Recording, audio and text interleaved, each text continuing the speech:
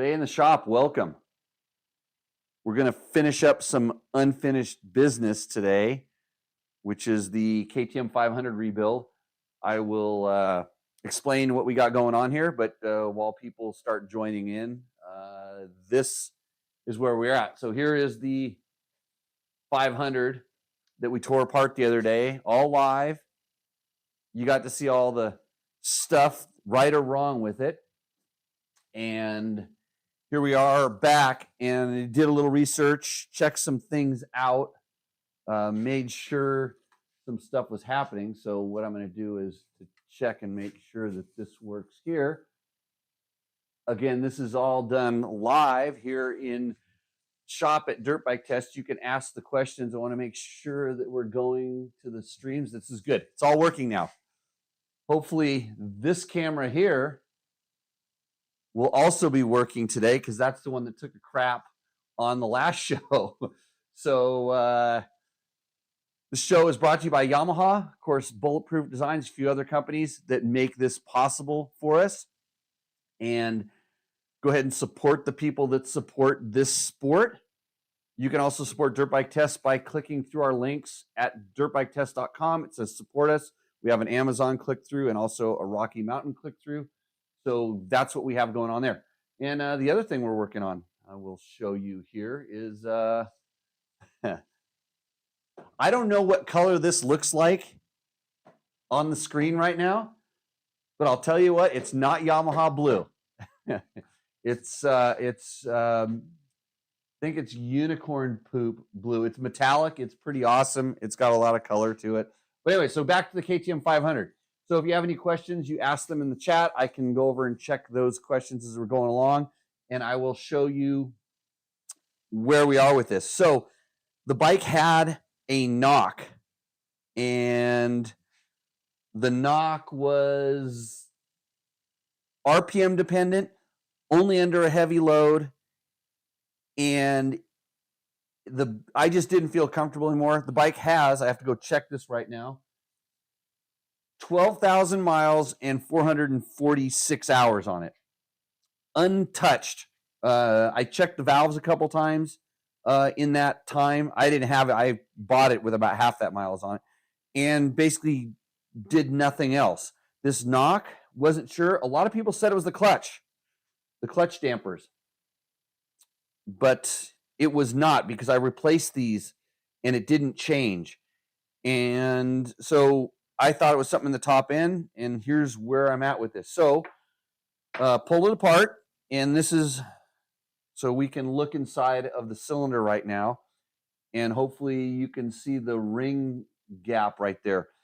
This can be up to, it's funny, there's a little bit of debris in there, but this ring end gap in there, which I'll slide the piston in there and do it. You're supposed to check it 7 millimeters from the top. Actually, I don't know if you're supposed to do that at 7 millimeters. I think you can do it almost any place. The piston slap is 7 millimeters. But this, I think we measured it last time. It was something like 0.4 millimeters. We did it, but that's totally acceptable. Everything in this cylinder looks really good. So wasn't the ring. What I thought it might have been, and I was kind of expecting there to be a lot more piston slap. So when I put the piston in here, and I'll orientate it to make sure that it's going the right way, so the intake would be back on this side. So like this. Here you have, we'll call it the piston rocking. I don't know if you can hear that. I'll put it close to the microphone so you can hear it. But so I thought that maybe the piston was rocking in there, and under a high load it was getting in there. And at the time, I didn't have the spec, but that's what we have manuals for. And you go to the manual, and it gives you all of this information down here. Piston ring end gap, it can be up to 1 millimeter. But what I was looking at, piston to cylinder mounting clearance, and it's essentially from 0.4 millimeters to 0.8 millimeters, roughly, depending on the size of the piston. This was a number 1 size piston, this particular piston.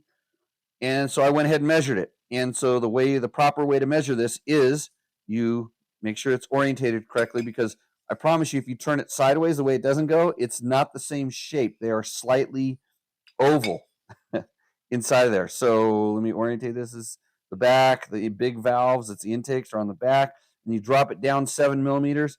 And then I have here is, if you can see on this feeler gauge, I don't know if you can see that, but it's a 0.05 millimeter. And I run this guy in here.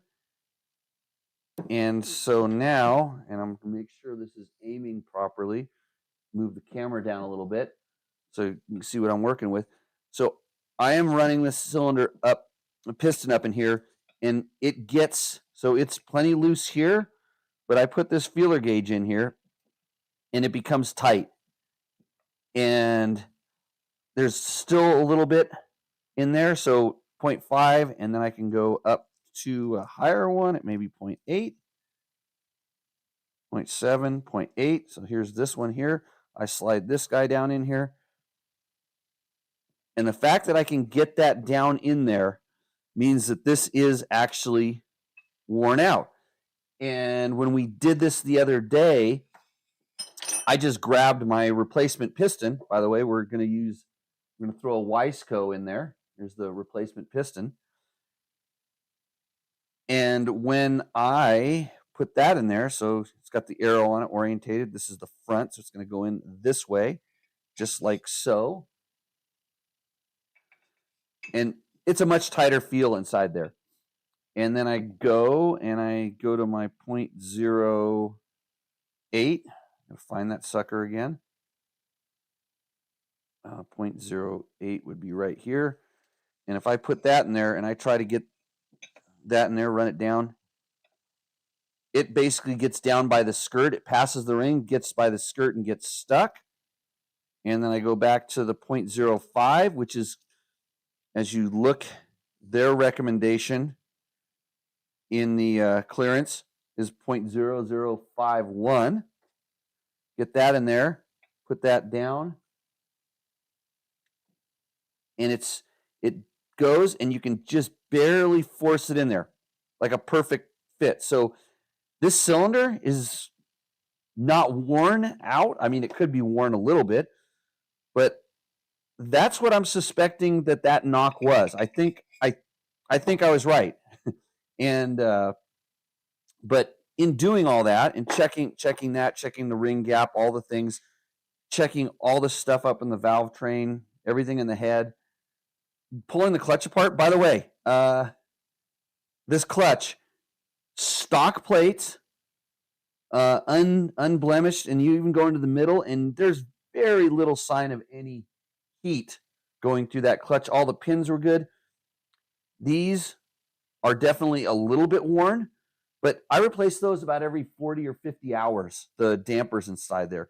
And so we kind of come back to the bike, and the other area I was kind of thinking that there could have been some noise coming from was the basket and anything related to the basket. On older KTM RFS bikes, for instance, the primary gear down here would get loose, and that would cause a certain amount of knocking, but that's good. I checked all of the gears, just moving everything around just a little bit to see if anything in here, there was anything weird, but nothing. And like I showed in the other video, the filters were all good. I have seen on some bikes, these bearings on the clutch, so these needle bearings that are on the clutch, I have seen those get loose and allow the basket to rock. But I put this on and everything's pretty tight. I mean, it moves around a little bit, but when it's all bolted in there and stuff, it's not going to be making any sort of noise. So that's where we are with the current situation. So hopefully, so we'll see if we have anybody throwing anything up in the chat. No, we do not have any questions this time. So I will leave it at that. People are probably, what are you, at work or something? Not supposed to be paying attention to some donkey in his shop working on things. But anyways, that's my messy shop. That's where everything's at. That's where we have got everything together. It's going back together. And when I go back together and put it under a big load, I'll find out whether or not that solves the problem. So thank you to all of our sponsors, of course, Climb. You see a lot of Climb stuff around here. When I go riding, I'll be doing Climb. And if you want to catch me, I'll be at the Fast Company 440 out at Mesquite this weekend, riding my hot blue bike. So with that, we will, well, this time we'll probably see it out at the Grand Prix. So the Fast 440 at Mesquite, that's brought to you by Fast Company. Again, you notice all my bikes have Fast Company flex handlebars on them because they are the best. So with that, see you soon.